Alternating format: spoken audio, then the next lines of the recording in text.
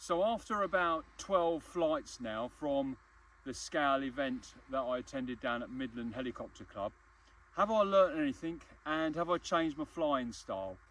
In the video that's linked in the description below, that was my first flight, and you can see in there where I, was a bit too hard on the collective and the helicopter sunk, etc. So this video is me documenting my progress with trying to learn to fly this machine the way in which actually it should be flown. So 12 flights in, as I said at the beginning, have I learnt anything?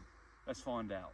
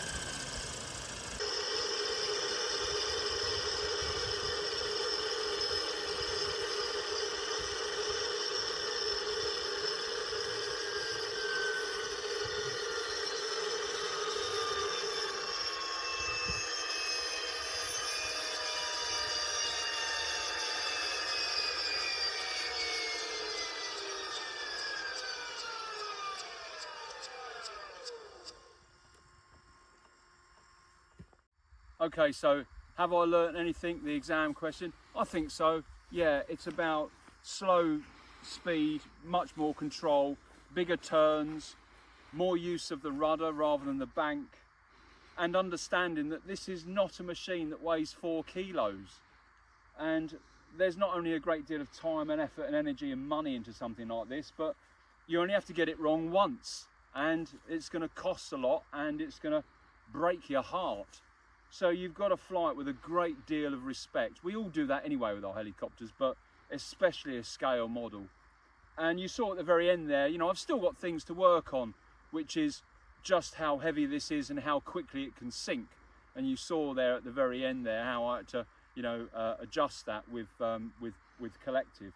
But look, compared to my first flight at the Midland Helicopter Club scale event to now, 13 flights on, am I more confident flying her? Absolutely. Do I love flying her even more? Absolutely. Am I complacent with her? Definitely not. And it doesn't matter whether it's an M2 or a big scale like this or a pod and boom. Never be complacent with radio control helicopters. That is dangerous.